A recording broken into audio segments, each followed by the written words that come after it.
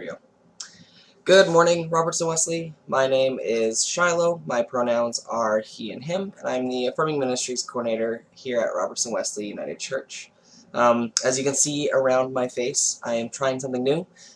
So if it's not working or if things are too glitchy, sound doesn't work, please let me know. I want to just try to make things a little bit easier for my live stream so that I can throw in some more activities or PowerPoints, or even photos and stuff. So this just makes it a little bit easier to use, so please give me feedback on the stream itself. So today, hello Richard, thanks for joining. Today we're going to be talking a little bit about pronouns. So we're going to talk about pronouns in general, then we're going to talk about different types of gendered pronouns, and then we'll also go through a few activities that I present in some of my pronoun workshops. You can either do these during the live stream, or you can refer back to the video and try them at a later time. I'll also be putting up a screen full of pronouns. It's a handout that I have, so if you'd like a copy, just please send me a message or an email and I can send you that. But I'll have it up on the screen for your reference. So let's get started. So what are pronouns? So a pronoun is a word that is used instead of a noun or noun phrase. So pronouns refer to either a noun that has already been mentioned or to a noun that does not need to be named specifically. So there are three common pronouns, and these are personal pronouns. So the first one is first person. So many of you know this. The first person refers to a person or people speaking or writing. So this is usually used in the pronouns I, you, or they. The second set of personal pronouns are second person. And so these are the person or people being spoken to. So the pronouns that are used often in this sense are you, your, and yours. And lastly, there are third person. So this is refers to other people or things. And this can be she, her, he, him, those kind of pronouns. So in the LGBTQ community, we often talk about pronouns a lot. And so when we're referencing pronouns or asking for pronouns, we are referring to the gender pronouns, which is a set of third-person pronouns that an individual uses in order to identify that person's gender identity. So in English, when declaring one's pronouns, a person will often state the subject, object, and possessive pronouns. So for example, she, her, hers, or he, him, his, or they, them, theirs. Although sometimes only the subject and object pronouns are stated, such as just he, him, she, her, or they, them. And this one you'll see more commonly. You've seen it potentially at the beginning. I said my pronouns are he, him. Oftentimes in my bios or in my email signatures, I will have he, him as well. So those are most common, but sometimes you will see he, him, his, or she, her, hers, or you'll have that third possessive pronoun within it as well. So other than pronouns, there are often some different ways to use different things than pronouns. So sometimes you can use names instead of pronouns. This kind of gets a little jumbled. I know a lot of my professors used this tactic when I was in school, where they would just say my name. And for the first few times, it's not that noticeable. But when you continue using it in sentences, it gets really bogged down. And that's why the creation of pronouns happened. So for example, if I'm talking to, my partner, and I'd say, oh, Stephanie and I went here, and then Stephanie did this, and Stephanie did that, it gets really repetitive. Instead of saying she did this, she was doing that, I like when she does this. So those kind of things is why it gets a little annoying and sometimes. But it is often that you can use nouns or names in lieu of the pronouns. And welcome, Pan. I'm glad you like the design. I'd love to hear any of your comments on pronouns, especially since you come from a non-binary standpoint. Especially with they, them pronouns that are the big topic right now. So yeah, so you can use name instead of pronouns. Sometimes our pronouns are kind of segregated into two separate categories. So there are binary pronouns. So these are the most common ones that we are familiar with. So that's he, him, or she, her. These often refer to the gender binary. So he, him often in English means to refer to a man. And then she, her pronouns are often used to refer to a female. And then there's another category of pronouns, and they're considered the non-binary pronouns. So they are considered, the they, them pronouns, ze, zir, or per. So those kind of pronouns are in the non-binary category. Personally, folks who are non-binary can still use binary pronouns. So, for example, like pronouns do not have to match a person's gender. They can be used by anyone and everyone. So, a non-binary person can still use he, him, or she, her pronouns. And cis folks can still use they, them, or ze, zir pronouns if that fits them better. They don't have to be non-binary to use non-binary pronouns. So, for example, for me, I use he, him pronouns, but I don't mind if people use they, them for me. So that's kind of where I'm at, but I would prefer more so he, him, and others are the other way, where they prefer they, them pronouns, but then sometimes they don't mind if they use, she, her, or he, him. So the pronouns do not have to match a person's gender. So I know sometimes in my pronoun workshops I get the question, they'll be looking at one of the newer pronouns. So for example, let's do per. Oftentimes they'll come up to me and they'll ask, what gender identity goes with per? And my answer is that none, actually. There are no gender identities that match pronouns. Pronouns are just all-encompassing, and so they don't have to match. And they don't refer to anything either. So pronouns don't refer to a specific gender identity, other than the categories of being binary and non-binary, but even those categories are starting to become unfolded. And lastly, a person can use more than one pronoun. I know many folks who use any and all pronouns. I know many folks who use 2 or 3 types of pronouns. Doesn't mean that you have to use all 3 in a sentence, but they just don't mind the use of any of the 3. Some folks do appreciate changing up the gender pronouns that they use once in a while, so folks want to use both she and they, often using both she and they interchangeably throughout conversation or throughout the days or weeks is usually what they're referring to. It doesn't mean that you have to use she, her, or they, them, like every 2 seconds, or going back and forth. That's not usually the case, but just making sure that you're using both pronouns if folks want to use both, and not just sticking to one. Pan says, thank you for expressing this. It is simply a way to refer to without a name. Yeah, exactly. Yeah, pronouns are just a different noun, I guess, that we use instead of saying someone's name or object.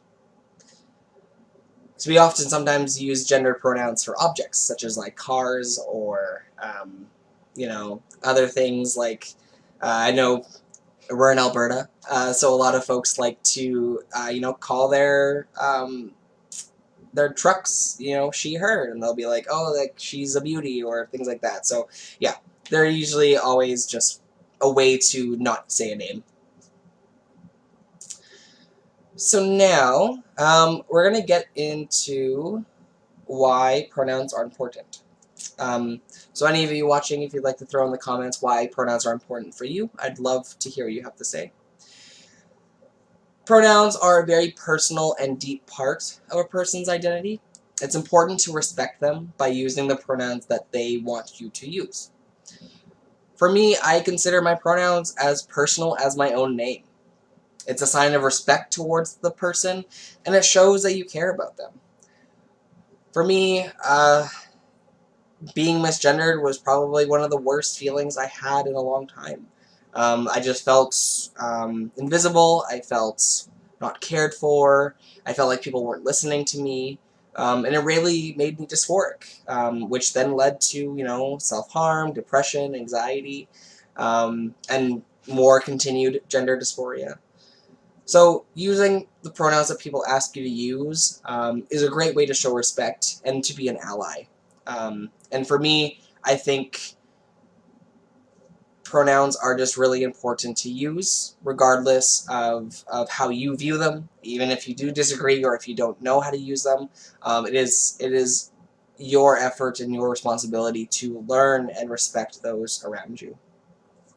Pan states, because when I'm correctly pronounced, I know people know and acknowledge who I am. Exactly, yeah. Pronouns are referring to you. You know, it's a deep embodied representation of who I am. And for me, my pronoun shows that.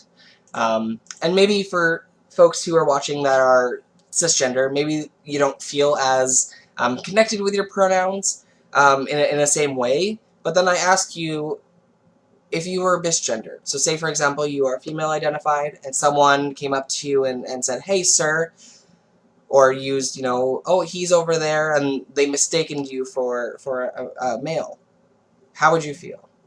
What are some of the gut reactions you have? And some of those gut reactions are the exact same gut reactions we have.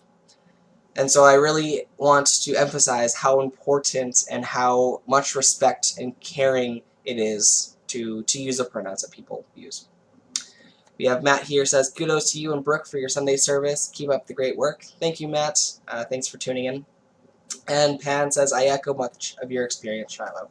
Yeah, honestly, misgendering was probably the worst part of my transition. It didn't help that I didn't change my name. So my name was still Shiloh beforehand. And so whenever I'd say my name and people would hear my voice, they automatically thought she, her pronouns. Regardless of the fact that, you know, I identified as male, even some of my friends still struggled with using he, him pronouns. But for us, it's just a really important aspect to our own identity and our whole selves.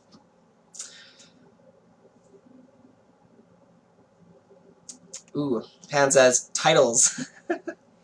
Yes, we can even talk about that too. Titles are sometimes worse than pronouns. I agree. So Pan says, please stop calling people ladies unless they have told you or expressed their appreciation of it. Exactly. Using, you know, ma'am, sir, ladies, gentlemen, guys even. So some of those words are very, very gendered, and a lot of people don't like it. Even cisgendered people, especially folks who are of younger age, we don't like it a lot. I know I would get ma'amed all the time when I was in the drive-thru because they couldn't see me, and so my voice was still pretty high, and so they just assumed I was female. Which is funny. Funny story. I hope if my mom sees this, I love you.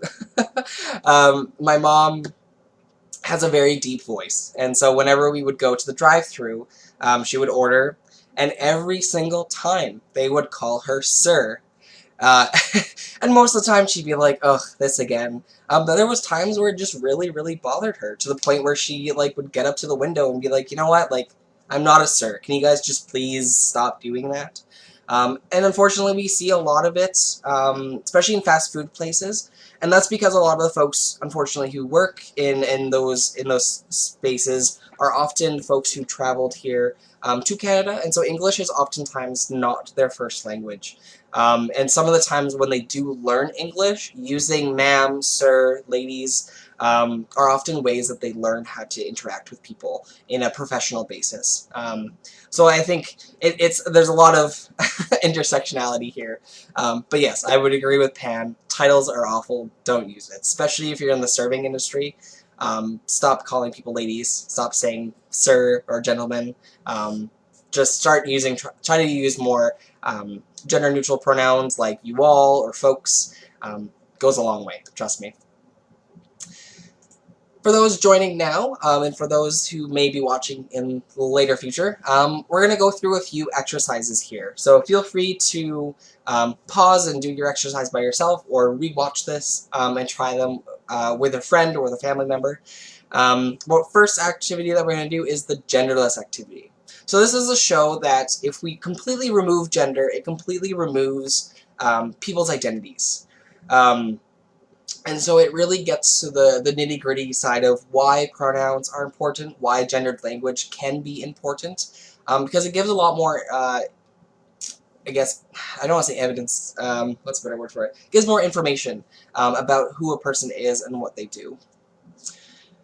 And Pan says this is the education piece of teaching people who are new to English. Exactly. It's a lot of it's education, and it's even getting to the people that teach English as a second language to start integrating some of this non-gendered binary language into their education as well. Because it's just perpetuating the use of this gendered language, because that's the education that they have been given.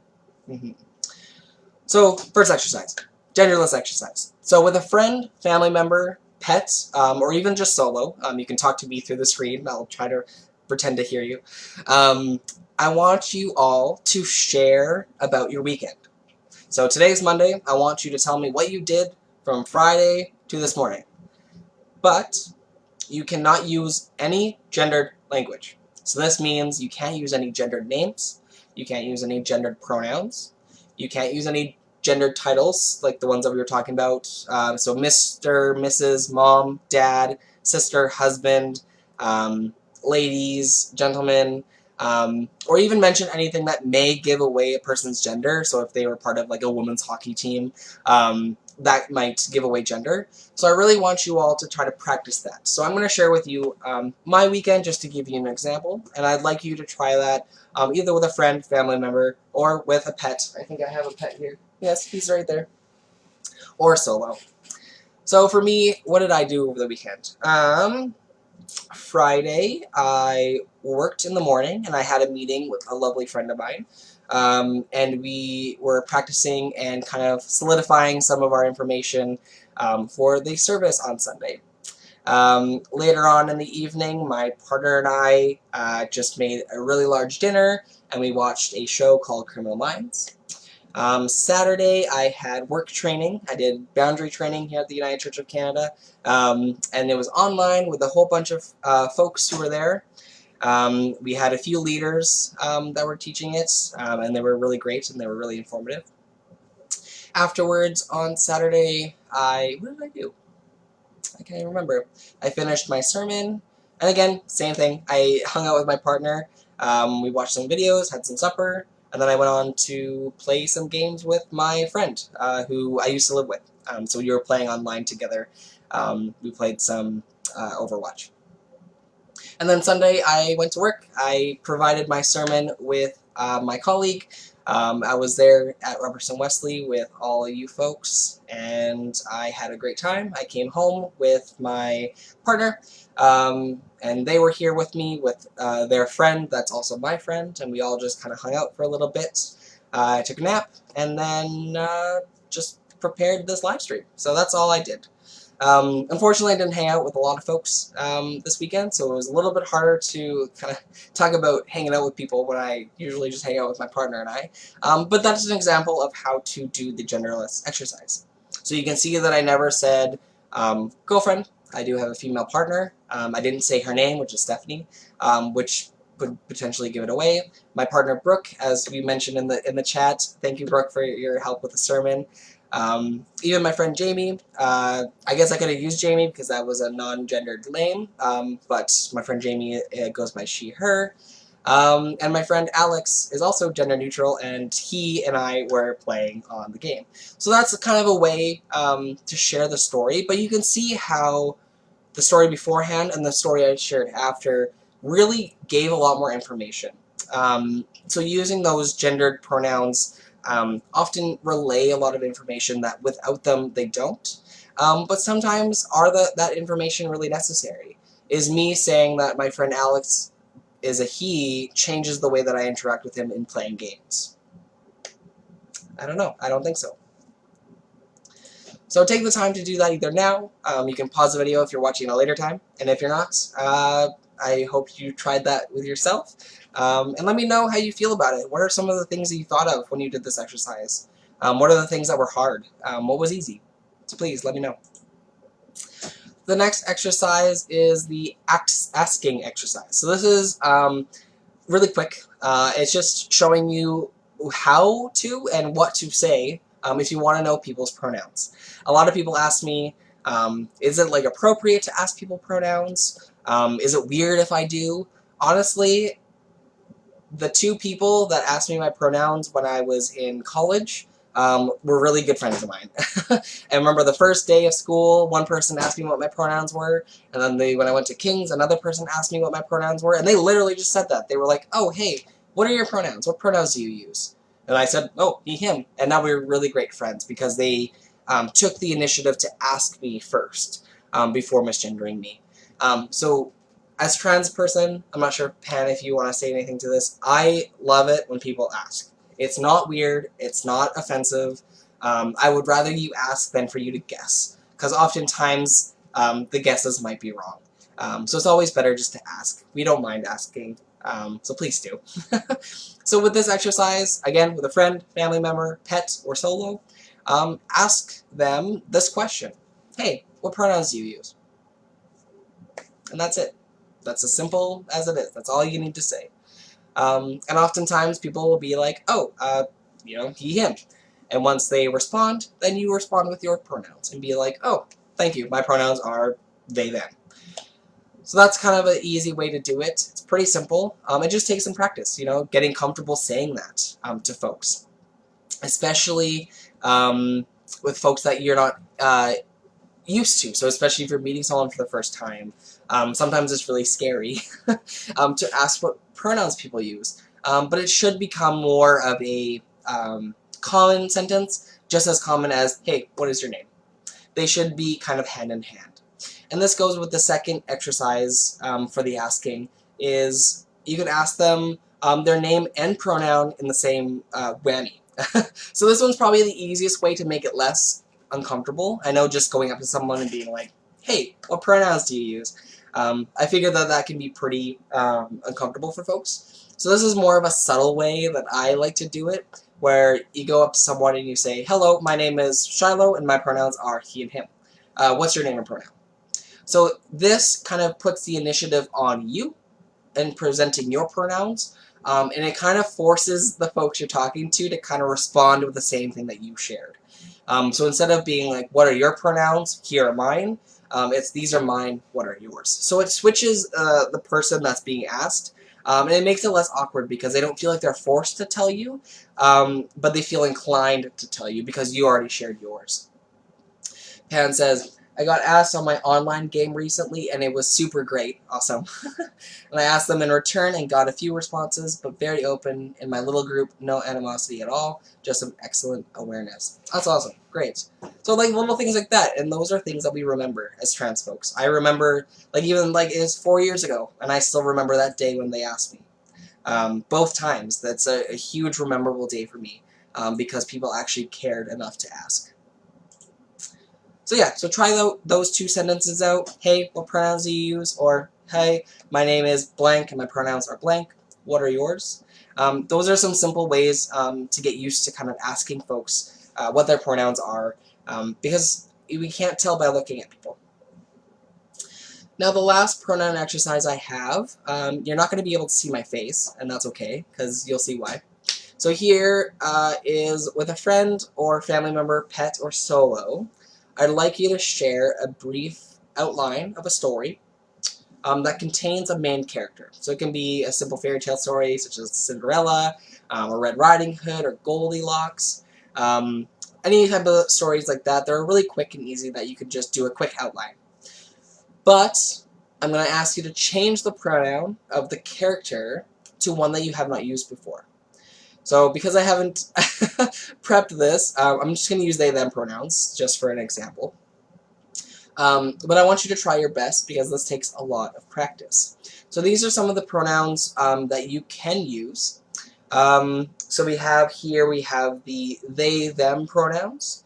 We also have the she, her pronouns, the he, him pronouns, the z, here pronouns, the z, zim pronouns, per pronouns, the am pronouns, and the z, zim pronouns. So this is a handout that I've created. I've seen a whole bunch of these things online, but none of them had all of these sections. So I really liked to show the subjective, the objective, and the possessive, as well as the possessive pronoun rather than the adjective, and then the reflexive.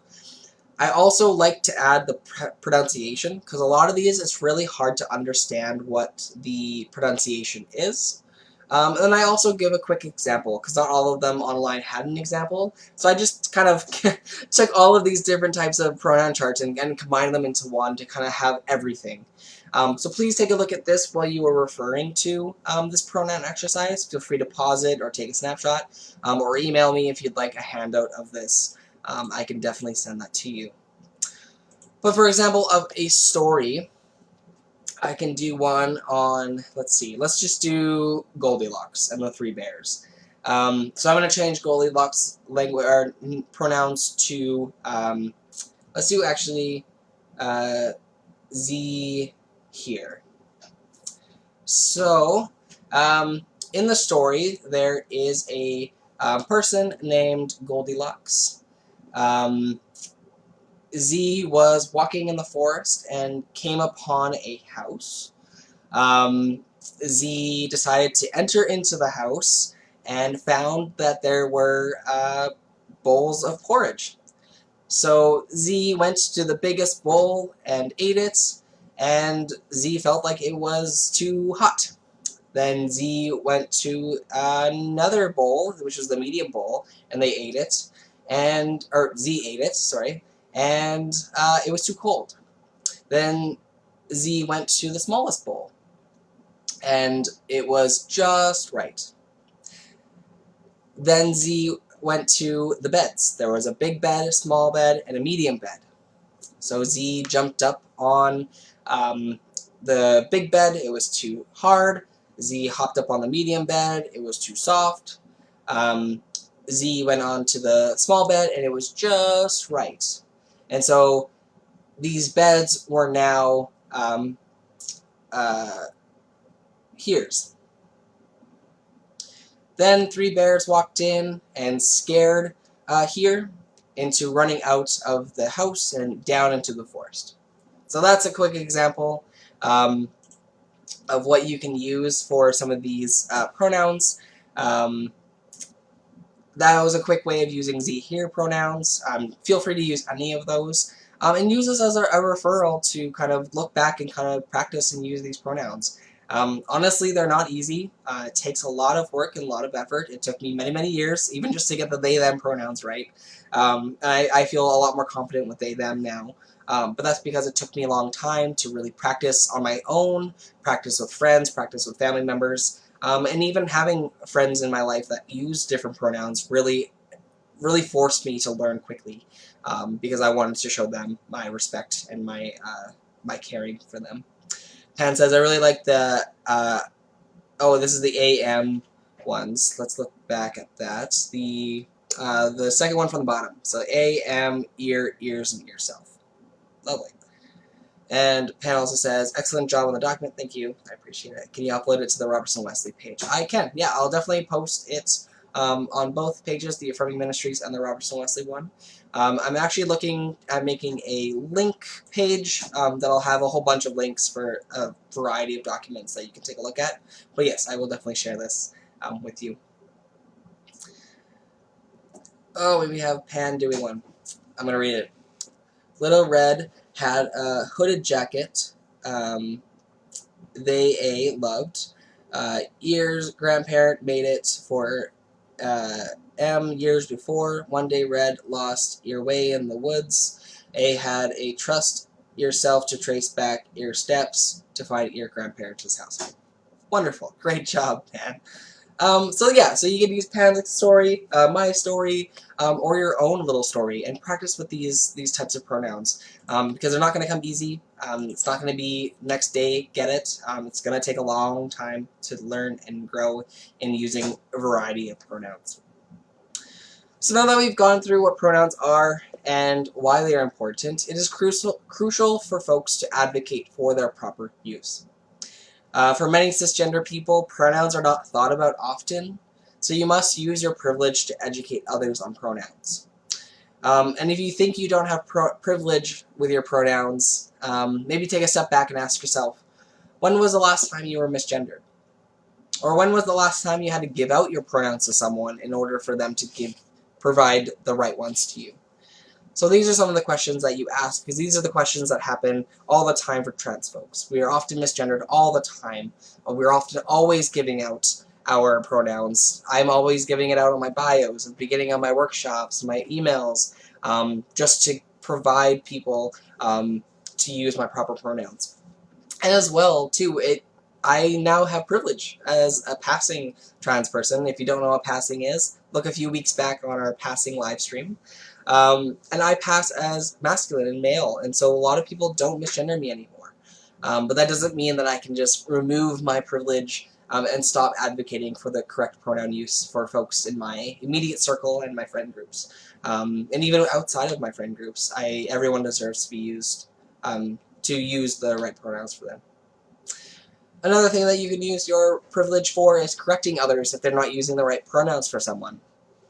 And it also may feel quite uncomfortable, but I ask you, and many of us ask you as potential allies, to speak out against people who are purposely misgendering people, or who think that pronouns other than he or she are useless. There are a lot of people that look at that list of pronouns and just think they're gibberish or just not important, and educating them on why it is important that we have these different types of pronouns, and not just the binary ones. So that's all I have for today's live stream on pronouns. If you have any more questions, I will post the pronoun list on the Robertson Wesley page. I also have some pamphlets at the church. Please feel free to email me if you'd like those pamphlets on explicitly just pronouns, as well as using they, them pronouns. I have 2 pamphlets for that. If you have any personal questions, please feel free to join me.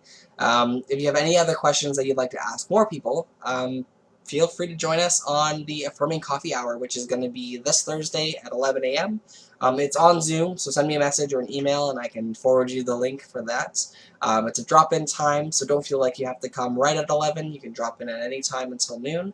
And don't feel like you have to stay for the full hour either. If you have just a quick question you want to pop in for, please do so. But if you want to stay for the full hour for amazing conversation that we have, please do join us. I'm always here for questions, so please call me, email me, message me, and I will see you all next week for our next live stream. Thanks, everyone. Take care.